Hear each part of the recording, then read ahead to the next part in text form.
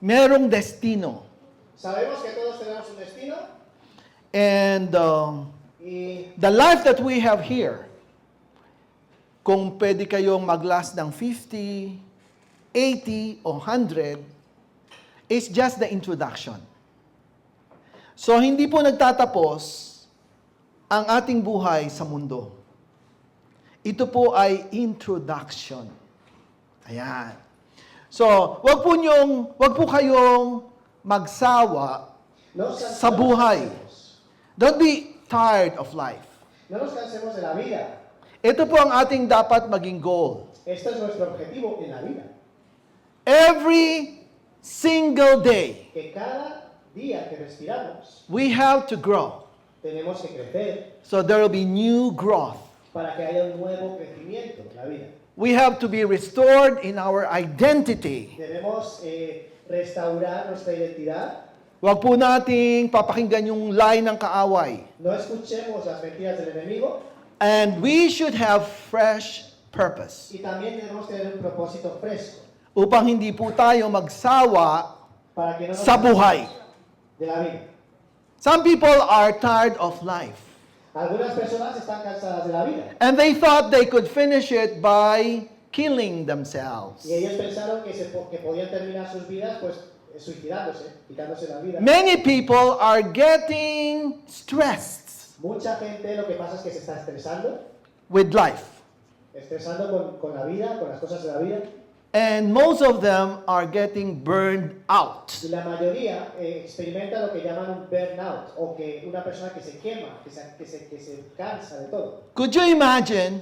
Tú te puedes imaginar You are just beginning que solo estás comenzando and you're already tired of it. y ya estás cansado de ello.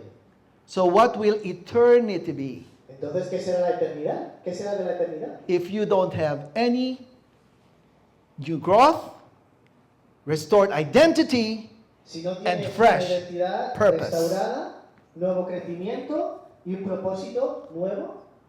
Okay. Bien. For us to be able Para que podamos to survive sobrevivir all the lies of the enemies, lo que son todas las mentiras del enemigo, alam nyo, kaya tayo po ay sawang-sawa sa buhay, ¿sabéis? Por eso mismo es que nos cansamos tanto en la vida. is because of the enemy. Nos cansamos por culpa del enemigo. Because we tend to listen more Tenemos la to the tendencia lie de escuchar más a las mentiras rather than the truth. que escuchar a la verdad.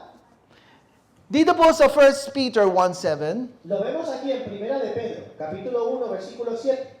ito po ang layunin ng buhay natin. Esto es la razón por la que seguimos. That the genuineness of your faith, La genuidad de tu fe being much more es precious lo más precioso than gold. que el oro. Time is gold. El tiempo, ¿cuántos han escuchado decir? El tiempo es oro. Diba? Yun lagi naririnig natin. Siempre escuchamos eso, ¿no? So we have to take advantage of time. Hay que aprovechar el tiempo porque el tiempo es oro. Pero in reality, Pero en realidad, there is much more precious than hay gold. algo mucho más precioso que el oro. And what is that? ¿Y qué es? According to what we read, Lo que hemos leído, por la genuidad de tu anong mas mahalaga sa ginto? Faith. faith en español. Faith. Okay? So, mas mahalaga po ang pananampalataya kahit sa ginto. La Kasi, fe es más preciosa que el oro. meron pong bata na nagsabi, sa langit pala. Ang lalakaran natin is highway made of gold. Había un chico que escuchó en los cielos había caminos hechos de oro. So, sabi niya, tumingin siya sa kanyang tatay. Le dijo a su padre, Papa, I know what I will do in heaven. mira papá, ya sé lo que voy a hacer en el cielo. I will be establishing a business. Voy a establecer un negocio. We will excavate Vamos a gold. excavar Gold. y vamos a coger oro. So, even a child Incluso un niño, thinking that heaven is full of gold pensando que el cielo está repleto de oro, is still thinking of how to make business todavía out está of it. pensando en cómo hacer un negocio del oro. Hindi na po natin kailangan ang gold sa langit. No entendemos que no hace falta el oro en el cielo. Kasi doon po, highway is made of gold. Porque el polvo en el cielo es oro. So mas mahalaga po yung faith natin para makaabot tayo sa langit. Más genuino, más precioso es tu fe en el cielo. So, our faith has to be tested Lo cual quiere decir que nuestra fe debe para po maging genuine. para que sea genuina. Ano po magte-test ng ating faith? ¿Qué se va a probar en nuestra fe? It is tested by Probado por qué? Fire. Por el fuego. Va a pasar Okay. por el fuego de la vida. So we have to understand na meron pong fire Debemos entender que hay un fuego, existe un fuego, na positive que también es positivo, ang meaning. tiene un significado positivo. So this will be for praise and honor and glory Y esto va a ser para la alabanza y el honor y la at the gloria revelation of Jesus Christ during the rapture. a la revelación de Jesucristo durante el rapto. Okay. Bien, So kailangan pong pagbutihin natin, young people, es importante, jóvenes, we have to be genuine in our faith. tenemos que seguir siendo genuinos, en plan únicos en nuestra fe. And moms and fathers, Al igual que las mamás y los papás. wag po natin gawin ang church No hagamos de la iglesia na stairway to heaven. un lugar donde vas a utilizar solamente para un escalón para ir al cielo. Tagalangit na po tayo. Ya somos de Do you believe that? ¿Lo creen? Hindi na nyo pwedeng sabihin na gagawin ko to para ako makaabot sa langit. No se puede decir que esto lo voy a hacer para que me dé un paso más cercano al cielo. There's nothing that you could do. De hecho, no hay nada que nosotros podamos hacer. Even your good works, No importa cuántas buenas obras hagas en la vida, they have to go through the fire. todas esas cosas tienen que pasar por el fuego bueno de la vida. And what's the most important thing? ¿Y qué es la cosa más importante? Your faith in God. Tu fe en Dios. So, kahit po kayo gumagawa ng maraming bagay at mali ang motivo, Nosotros que estamos haciendo muchas cosas, pero resulta que nuestros motivos son malos, masusunog po yun. al final todo lo que hemos hecho se quema, se quema. Kailangan pong padaanin sa fuego. Es necesario que para que no se pierda, pase por el fuego. Okay, ang problema, Vale, el problema es, how could I be able to overcome this ¿cómo voy a poder superar? fire? ¿Cómo puedo superar un fuego?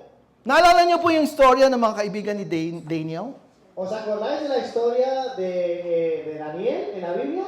Ito pong barkada ni Daniel, La compañía con la que iba Daniel, ang kanila pong faith sa Diyos ay totoo. la fe que tenían ellos hacia Dios era auténtica. Nung sinabihan sila Cuando le dijeron a estos na tres amigos dapat de Daniel magbow sila doon sa idolong napakalaki na ginawa ng hari, que se pongan de rodillas delante del ídolo que habían hecho en toda la ciudad, lahat po nakaluhod, la nación entera, todo el mundo se puso de rodillas, se postró, pero yung tatlo po pero estos tres nanatiling amigos de Daniel nakatayo. se quedaron de pie. Meron pong time na dapat ay magiging rebelde tayo. Entonces hay un tiempo en la que es necesario ser, por así decir la palabra, rebelde. Kapag tayo po inutusan Si alguien te, na gumawa na kontra sa kalooban ng si Diyos, alguien te obliga a hacer algo que va en contra de la voluntad de Dios en tu vida, dapat po nating ipaglaban. pues tienes que lucharlo. Kahit po tayo itapon sa apoy. Aunque te lancen al fuego. Ano po nangyari doon sa tatlo? ¿Qué pasó con los tres amigos de Because Daniel? they don't want to worship the idol, Como no querían adorar a un ídolo, they were thrown les echaron a ellos tres to the oven. a un horno humano. Ito pong oven na ito, 7 times nilang pinainit Un horno que se quemaba 7, multiplicado por 7 para quemar a los humanos. para siguradong pag tinapon sila, sunog. Asegurarse de que cuando tiren a estos tres al horno se calcinen. That is how we will go through the fire. Así es de intenso el fuego que debemos pasar en la vida. So are we going through the fire? Nosotros estamos- Do you think your faith is now being tested? ¿Tú crees que tu fe se está poniendo a prueba ya? Medyo mahirap ba yung pinagdadaanan nyo? Sientes que estás débil todavía en tu camino. If I ask you today, Si te pregunto hoy, the whole month that passed, we're almost done. We're entering into the month of August. mira, estamos entrando en el mes de agosto. Hemos pasado casi todo el mes de julio.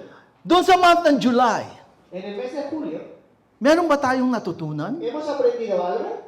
Did we learn something? ¿Hay alguna lección que hemos podido aprender en el mes de julio? Tatlong bagay po ito pinag-uusapan natin. Tres cosas que estamos hablando. New growth, Nuevo crecimiento, restored una identity, identidad restaurada and fresh purpose. y propósito restaurado. Ito po ang laging nasa puso natin dapat. Estas tres cosas, crecimiento, identidad y propósito, When we have this as a goal in life, cuando lo hacemos como una meta en la vida, hindi po natin tatanungin ang Diyos ng why. no preguntamos a Dios el por qué, de por qué pasa esto. Ang tanong is, what? La pregunta es el qué. What new lesson ¿Qué nueva did you learn puedo aprender so that you will grow, para que pueda crecer? so that you will be restored, Para que pueda tener una and identidad so that restaurada. your purpose Para que tenga un propósito will be bueno, accomplished? y cumplirlo. What? ¿Qué? So I would like you to turn to your neighbor Ahora, quiero que mires a tu prójimo, a tu vecino, al lado, a tu izquierda. a tu and derecha. tell your neighbor in one word, what did you learn in the month of July? De Dios en este mes de julio. Anong natutunan nyo? Sige nga. One word. I don't need in one word, wise man. One word is sufficient to wise man. Con una palabra, Okay. aunque sea una palabra. Meron? May natutunan? ¿Hay algo que has aprendido? Okay. Gusto kong tanungin. Vale. Anong natutunan? ¿Qué Sige. has aprendido? Volunteer. Quiero preguntar. Yung binulong nyo na, sinabi nyo na doon sa neighbor nyo, anong natutunan nyo? Okay. Let's see. Ito, si Sister Lorna and Sister Susan. Ano? Con Ante Susan y Ante Lorna. The lesson you learned the month of July. Hay a una lección que has aprendido en el mes de Pastor, julio. parehas po kami patience. Yes, patience. All right. Self-control. Patience and self-control. Paciencia y autocontrol. Todavía no. Yo, ¿Has aprendido algo? perseverancia. Perseverancia, perseverance. Ito. Ako patient din po. Patient. Love and patience. Love and patience. Amor. Amen. paciencia. Pakinggan natin dito. Patient and love din sa akin kasi God is good all the time. Paciencia. Okay, God is good, patient and love. Amor. Ano natutunan mo this month? July, the month of July. From God. Español. ¿Qué has aprendido? Ya aprendido este mes. Sí. Sí. ¿Qué enseñó Dios a ti? Lo que compartiste. Como que lo Ven. que compartí. Sí. ¿Qué compartiste? Pues respeto hacia Él, hacia su palabra. Respect to God over His Word. Respetar. Okay, about here. Respetar a Dios con su palabra. Lo que compartiste. Ya, es que me estoy acordando. Yeah. ¿Ito? Perdonar. Forgiveness. El perdón. El perdón. Espera, te lo juro que no me acuerdo. Okay? You have to remember what you learned. Dito. Tenemos que acordarnos de lo que aprendemos. Forgiveness and love. Forgiveness and El love. perdón y el amor. Humbleness. Humbleness. Humildad. Dave. Action speaks louder than words. Las acciones hablan más que las palabras. Respect. El respeto. Oh, ayan. Okay? Sige nga si Rosan, ano natutunan mo? Patience and understanding. Ayan. Paciencia. Entendimiento. Si Brother Ray. Natutunan ko. Kahit nag-iisa ako, nandyan ang Panginoon sa akin. Okay, God will never abandon. Dios nunca te abandonará. Trust, Pastor. Trust. Confía. Okay? Sino pa? Happy, content, and don't forget the will of God. Okay, doing the will of God makes you happy and contented. Paciencia. Patience with your mom. Paciencia con tu madre. Okay. Oh, si Danny daw. What did you learn this month? Take the narrow road. Take the narrow road. Okay. Alright, so tama lahat yan. Kasi lahat po connected sa fruit of the Holy Spirit. Sino bang teacher natin? ¿Quién es nuestro profe? Ang Holy Spirit, kaya tayo matututo. Lagi tayong makikinig sa Kanya. Siempre escuchamos al Señor. A Spirit-filled Christian, listen to the Holy Spirit. Un cristiano lleno del Espíritu escucha al Espíritu Santo. And you will always be doing the right thing Siempre estarás haciendo lo correcto. if you are Si Spirit-filled. estás lleno del Espíritu. So this is it. Esto es. Many things we have to learn. Hay muchas cosas que aprender. But according to Hebrew 12:23, Pero según Hebreos 12:23, who will equip you? ¿quién te va a equipar? He will equip you with what? Everything good Dios for doing His will. te equipa con todo lo bueno. Okay? para tu voluntad. Huwag po niyong tanongin ang inyong sariling plano. Dejémonos de preguntarnos a nosotros mismos. Kasi kapag plano nyo ang inyong pinilit sa buhay, Si tú escoges tu propio plan en tu propia vida, you will definitely struggle. definitivamente la vas a perder. Because God will teach you Porque Dios enseña to follow His will. su voluntad. But, Pero, listen to this. escucha esto. If we already learn Si ya hemos aprendido what it is to obey, lo que es obedecer, then entonces we are already equipped. ya estamos equipados. Who will equip us? ¿Quién nos equipa? It was Jesus who said it. Jesucristo es quien dijo esto. Jesus will equip you with everything good for doing His will, and may He work in us what is pleasing to Him Que obre en nosotros through Jesus a Christ, través de Jesucristo, to whom be glory forever and ever. a quien es la gloria por siempre y siempre. We are talking about forever and Estamos ever. hablando de por siempre y siempre. Gusto niyo doon? ¿Queréis Gusto estar niyo doon por sa siempre? glory and honor? And that is forever Por and siempre ever. y siempre. Pero, Pero if we will not walk si no caminamos according to the will of God, según la voluntad de Dios, meron pong isang fire hay un fuego na hindi po galing sa Diyos. que no viene de Dios. Okay? I will talk to you about that fire. Y yo Because hablaré de ese fuego. pinag-usapan po natin, Estamos hablando for us to be able to enter eternity, de que para que nosotros podamos entrar a la eternidad, God will equip us Dios nos equipa so that our faith will be turned into solid gold. para que nuestra fe sea equipada, convertida en oro. So you will always ask God, and you have to evaluate yourselves Siempre hay que preguntar a Dios. every month or every day, Cada día. God, what did I learn Dios, ¿qué es lo que he aprendido en este día? that pleases you, ¿Qué he aprendido en este día que te complazca, that glorifies you? que te glorifique? Dapat yun po ang tanong natin. Esa es la pregunta que debemos So hacer that we will grow. para que podamos crecer. The fruits you will know. The tree you will know Por by their los fruits. frutos conoceréis. Nakikita ba ang bunga ng Espiritu sa atin? ¿Se ve el fruto del Espíritu Santo en nuestras vidas? ¿Tú lo ves? Well, it's a process. Bueno, es un proceso. O yan, tinuruan kayo ng patience. Vale, o sea, Dios te está enseñando O yan, paciencia. tinuruan kayo ng perseverancia. Dios te está enseñando perseverancia. It's a process. Es un proceso. Don't give up. No te rindas. Strive. Lucha. Ito po yung pinaghihirapan natin. Esto es por lo que nos estamos It's not to do good things to enter heaven. No. No es para hacer buenas obras para entrar al cielo, no.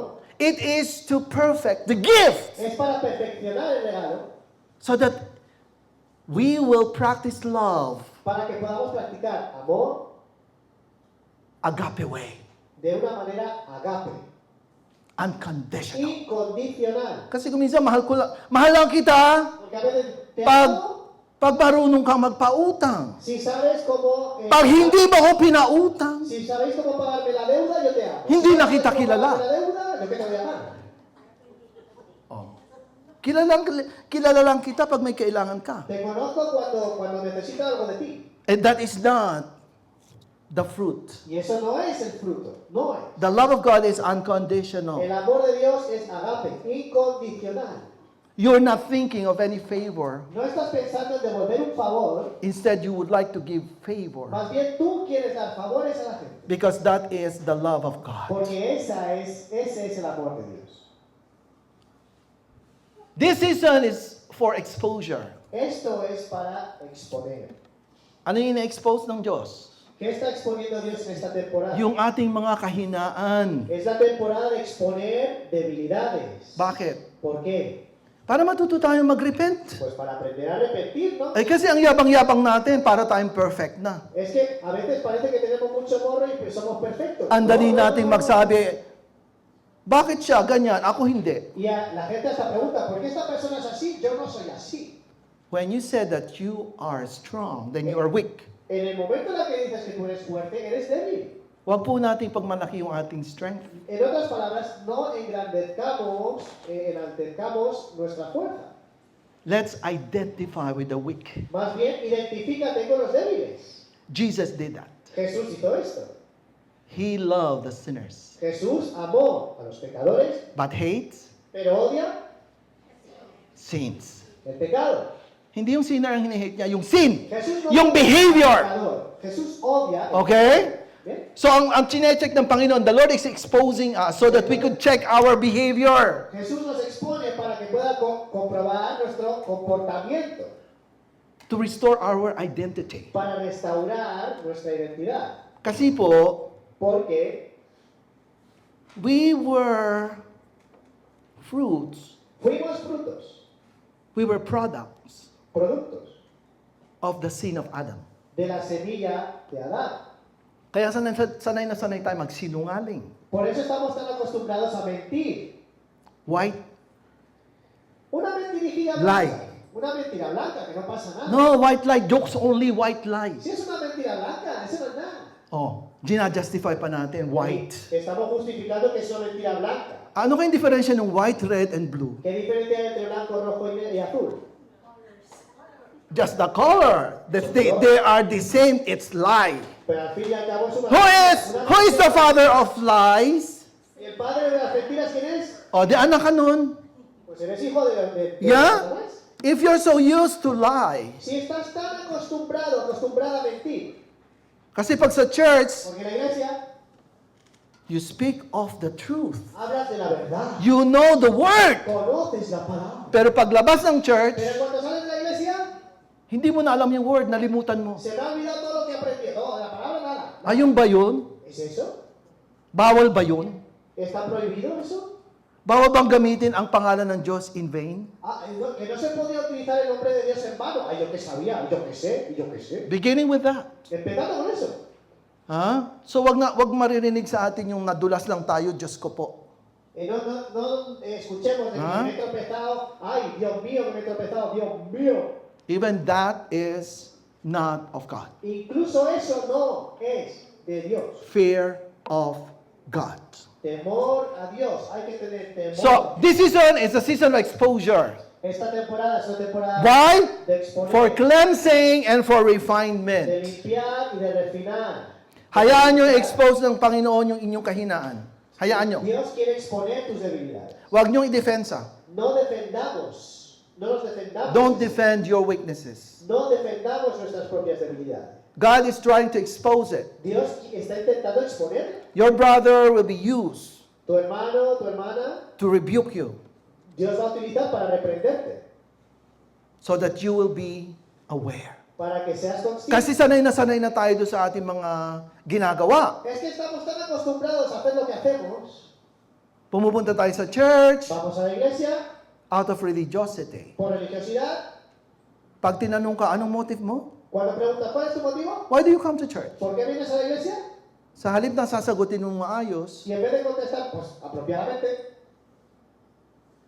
offended. ofende. Espiritu pala yung spirit of offense. Hay un espíritu de ofensa Yung konting bagay na offend ka, en la que a la mínima que te digan, te ofendes.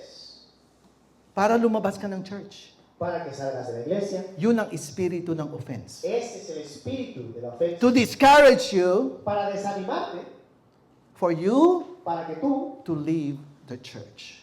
puedas tener un motivo para marcharte de la If iglesia. somebody is correcting our behavior, Si alguien está corrigiendo let's thank the person, tu comportamiento, pues es importante agradecer a la persona. because that is for our cleansing Porque eso es para nuestra pureza. and for our refinement. Es para nuestro Hindi po refinamiento. tayo aware eh. Es que a veces no somos conscientes. So, Entonces, do we have the right heart? ¿tenemos un corazón correcto? We have to be in the church Tenemos que estar en la iglesia with, and we should be a man and woman after God's own heart. y debemos ser varones y mujeres tras el corazón de Dios. Kailangan po ang puso natin tinitingnan ng Diyos pagpasok natin sa church. Dios tiene que ver nuestros corazones en el momento en el que entras a la iglesia. Dios ve. Kukunti man tayo, Aunque seamos pocos, andyan ako. Andito ako. aquí sigo para ti, Señor. Bakit Aquí andito estoy. tayo? ¿Por qué estamos aquí? Because we love God. Porque amamos a Dios. Because we are worshipers. Porque queremos adorar. We're supposed to be in the place where God is because we are worshipers. We were made to worship. Fuimos creados para adorar. So we have to go to the temple. Por eso hay que ir al templo. Ano pang motive natin? ¿Qué otro motivo tendrías? Why are you here? ¿Por qué estarías aquí? Kasi mainit sa bahay? ¿Por qué hace calor en casa? Kasi walang magawa sa buhay? Porque no hay otra cosa que hacer en la vida. Hey, the Lord sees the heart. El Señor ve los corazones. Whatever you're doing, Sea lo que sea que estés haciendo. if that is about ego, Si about eso yourself, se trata de ego, repent. arrepiéntete. This morning I was sharing. En esta mañana estaba compartiendo With God, there's no brand. que con Dios no hay ninguna altivez. Don't you ever promote yourself. No provoques en el sentido de enaltecer, no te enaltezcas. You're not a brand. No eres una marca. We are here Estamos nosotros aquí because of Him. por Jesucristo. And in Him we live. Y en Cristo Jesús vivimos. So in everything that we do, En todo lo que hacemos, we have to do it lo hacemos for the glory of God. para la gloria de Dios. So this is an exposure is for our cleansing and refinement. And it has been happening so that by His goodness, the Lord may bring us, His people, into freedom. Libertad. Kayo ba may freedom na gumalaw? ¿Tienes libertad? O kayo ay You know, I don't want the church to be a dictator. No quiero que la iglesia se vuelva un lugar para... Gawin mo to, gawin mo yan, gawin mo no. We're not here No estamos aquí to control anybody. para decirte lo que tienes que hacer. This church Esta iglesia is not to dictate. no es para dictarte. We give you the teachings Nosotros os damos las enseñanzas. and you have your free will Ahora ya es en tu libre albedrío que haces con esas enseñanzas. to accept Para aceptar or reject. o rechazarlas. And praise God, Y gloria a Dios. we are willing to receive the truth. Estamos dispuestos a recibir Because the truth will set you la libertad. La free. verdad nos hace libres. Are we living freely? ¿Estamos viviendo libres? Do you feel the freedom? ¿Sientes la libertad? Are you experiencing the freedom? You know what? If ever you have any suggestion, if ever you have something you would like to do in the church, please tell us. Si tienes una sugerencia o una idea para añadir a qué hacer en la iglesia, If that is from the Holy Spirit, we will do it. y pedimos al Espíritu Santo y lo hacemos. But when somebody corrects you, Pero cuando alguien te corrige, like Paul, como Pablo, he said to the Corinthians, el apóstol Pablo le dijo a los corintios, by the way, every fourth Sunday we will have a doctrinal teaching. por cierto, cada cuarto domingo vamos a tener una enseñanza doctrinal Because we would like to correct some of the doctrines that we've been seeing in the churches. porque queremos corregir algunas de las doctrinas o costumbres que hemos visto que se están haciendo en las iglesias And we would like to correct you y queremos corregiros so that you will not be source of pues discouragement to para que others. luego no seamos raíz de desánimo para nadie. When we talk about speaking in tongues, Cuando hablamos, por ejemplo, de hablar en lenguas, meron pong instruction. Existe instrucción a la hora de hablar en lenguas. Hindi po kayo basta-basta lamang na gusto nyo mag-speak in tongues, anywhere you will speak in tongues. No se trata de que puedas hablar en lenguas donde quieras, cuando te dé la gana, como te dé la gana.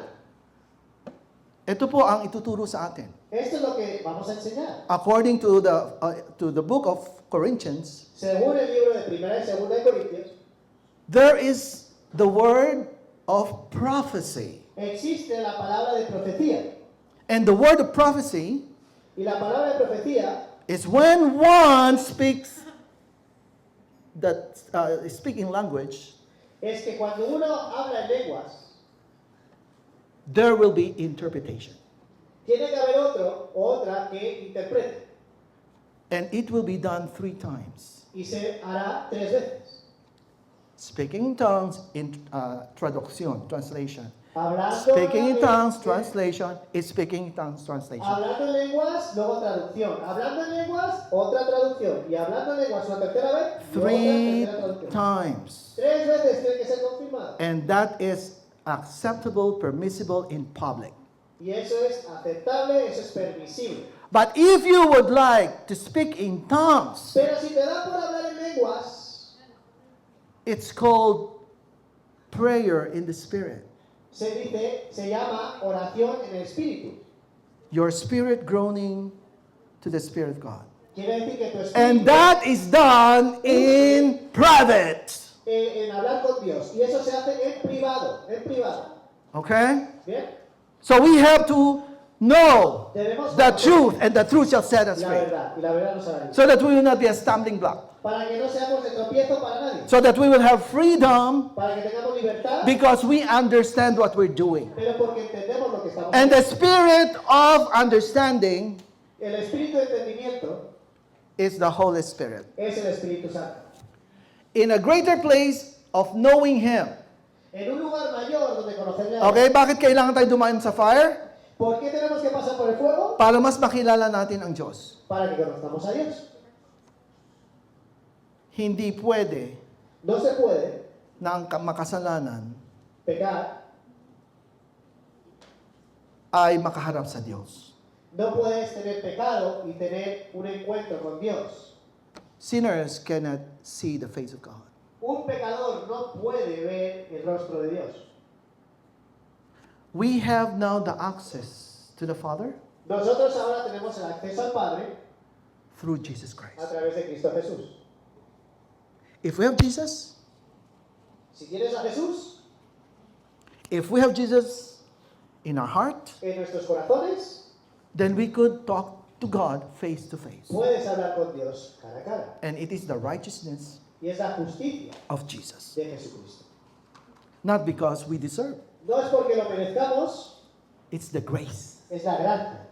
So we know when we come to God, Sabemos que cuando venimos a Dios it's grace. es por la gracia de Dios. And grace means Y unmerited la gracia quiere favor. decir un favor, It's que a Dios- favor un favor that God is giving us que Dios nos está dando through Jesus Christ. a través de Jesucristo.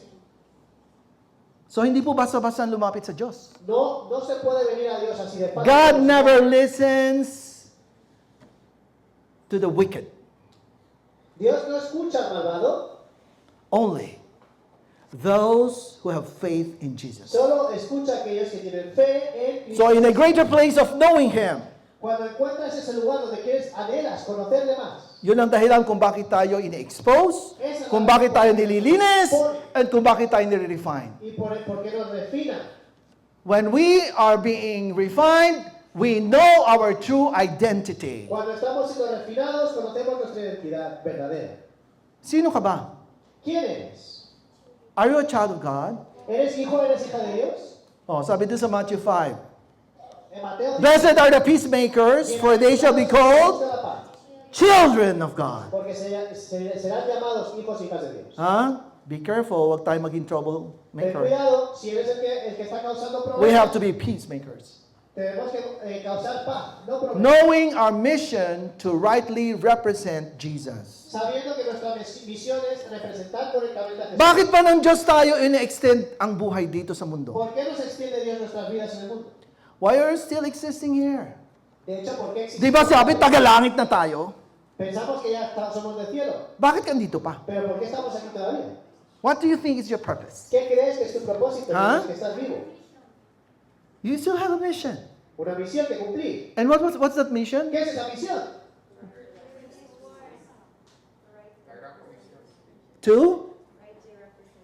To rightly represent Jesus. Representar a Jesús, Ambassadors. embajadores. What else? ¿Qué más? To bring more souls to the kingdom. Acercar más almas al reino. What else? ¿Qué más? To make disciples. Hacer discípulos de todas las naciones. What ¿Qué else? más? To share His word. Compartir las buenas nuevas. Bakit nyo alam yan? ¿Y por qué sabes esto? Because you know Him. Porque tú le conoces a Dios. Kasi kung ano yung ginagawa ng anak ng Diyos, Porque lo que hace el hijo, la hija de Dios, ginagawa lahat ng anak. lo hace también junto con sus Di ba? hermanos y hermanas. Si Jesus ang panganay eh. He's the firstborn. Siya ang panganay. And so what's the panganay is doing, Lo que, what the elders is doing, lo que el hijo de Dios, then tayo mga adopted, nosotros como hijos, hijas adoptadas, praise God. gloria a Dios. The Lord is not emphasizing that we're adopted. We are now children of God. El Señor no enfatiza que somos adoptados. El Señor de hecho Di ba ang enfatiza que sakit somos pakinggan? hijos, hijas de Dios. Ang sakit pakinggan, ikaw ay, ano sa Tagalog? Ampon? Masakit, di ba? Sino ditong ampon? Si Dave daw, ampon siya. Tell the truth, Donna. Di ba? Ang tawag sa mga ganyan, meron pang ibang tawag sa atin sa Pilipino, putok sa buho. Di ba ang sakit nun? Illegitimate. Hijo ilegítimo, hija ilegítima. Now, hindi po tayo adopted. Nosotros somos adoptados. Pero, Pero, sabi ng Diyos, Dios dice ikaw ngayon ay co-heir with Jesus. que ahora eres coheredero, coheredera con Jesús. So, hindi ka lang adopted. Lo cual quiere decir que no eres adoptado, Steward ka na. eres mayordomo. Lahat ng pag-aari ni Jesus, Todo lo que hereda Jesús sa'yo na. es pasado a ti. Do you believe that? ¿Crees esto? Eh, bakit tayo namumuhay ng pobre? A lo mejor vivimos como pobres.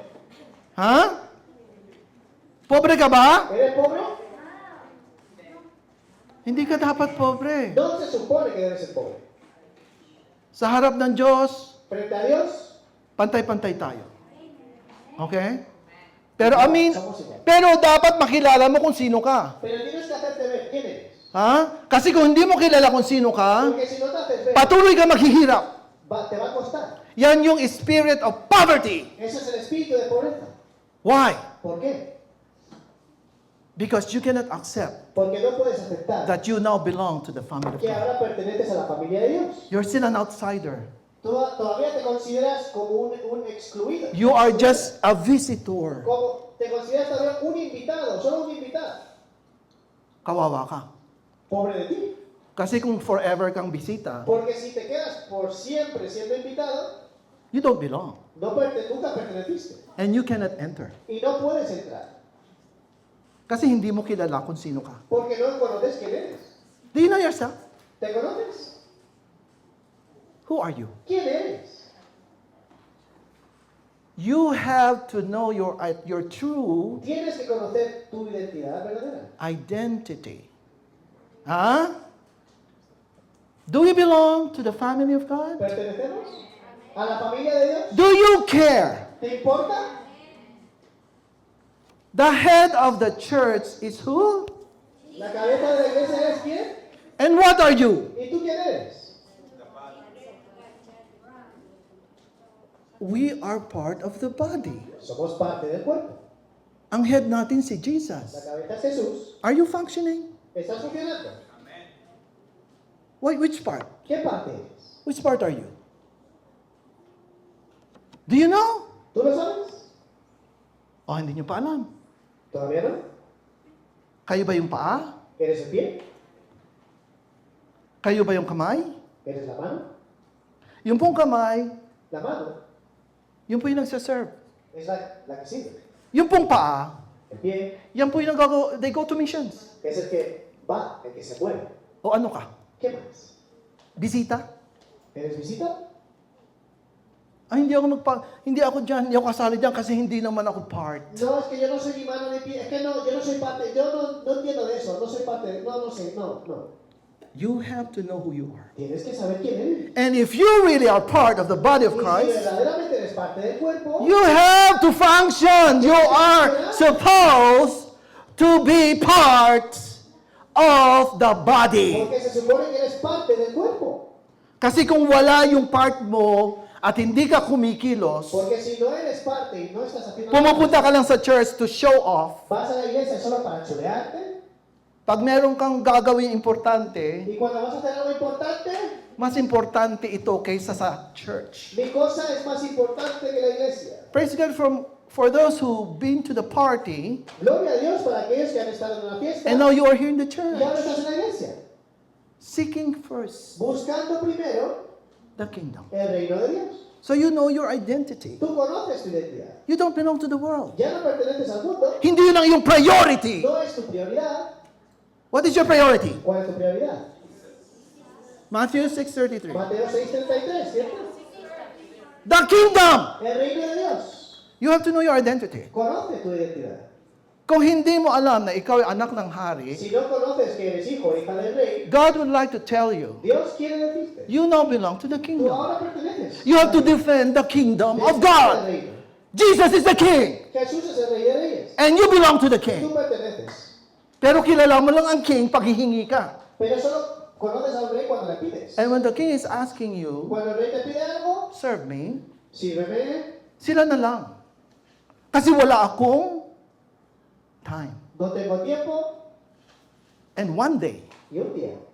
kung laging ganyan ang attitude mo, Si tu actitud siempre es así, sabi ng Diyos, kung ikakahiya mo ako sa harap ng Dios tao, dice, si tú te avergüenzas de mí, ikahihiya kita sa harap ng aking yo me ama. avergonzaré de ti enfrente del Padre. What you sow, Lo que tú siembras, you will reap. cosechas. Are you understanding ¿Me this? entiendes? We are equipped Estamos equipados to do the works of para hacer God. las buenas obras, Hindi para magpayaman. no para enriquecernos. Yayaman ka Enriquecerás kung uunahin mo siya. si pones a Dios primero. Pero kung para sa'yo, Pero si enriqueces para ti, pakitang tao, para hacerte ver enfrente de la gente, maghihirap ka. te va a costar. Bakit? Porque You have to go through the fire. tienes que pasar por ese fuego. You cannot obey Porque no because you consigues, do not believe no consigues obedecer, porque no consigues creer that God que Dios is your provider. es tu proveedor. Kapag hindi mo siya nire-recognize sa buhay mo na Si tú king, no reconoces a Dios en tu vida, then you don't belong to the kingdom. pues no perteneces al reino. True identity, Una identidad verdadera you have to know your mission, es conocer tu misión and you have to rightly represent Him. y representar correctamente. Hindi mo ikinahihiya ka ng Diyos. No avergonzar a Dios enfrente de Kasi Dios, marami kang mga ginagawa porque hay muchas demasiadas cosas que tú estás haciendo na hindi kalooban niya. que no es la voluntad de Dios. So we have to go through the fire. Por eso hay que pasar por ese fuego. We don't have time. No hay tiempo. This teaching Esta enseñanza has a second part. tiene una segunda parte. We learn the fire that purifies us. Hemos aprendido el fuego que nos purifica. Pero meron po tinatawag na strange fire. Pero hay una cosa que se llama un fuego Ito po yung raro, man-made. no común. Ito po yung inyong ginagawa. Un fuego que está Yung, hecho por el hombre. yung carnal Christian Un life fuego que hace un cristiano carnal.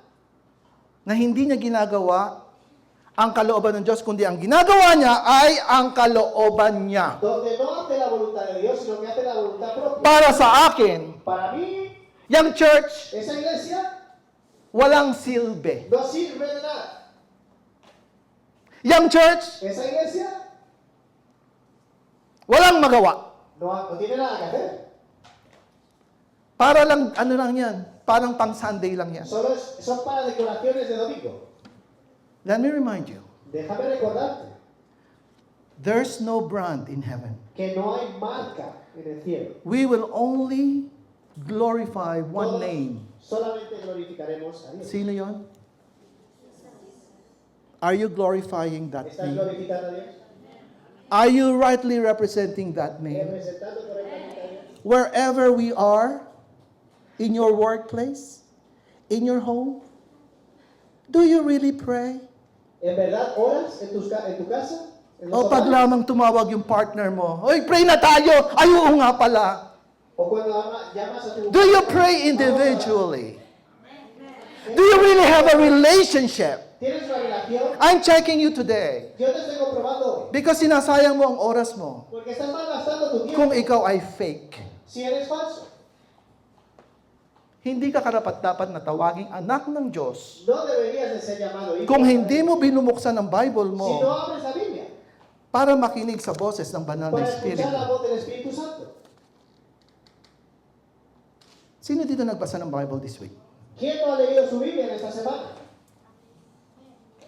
The Lord is exposing those who did not read. El Señor está exponiendo.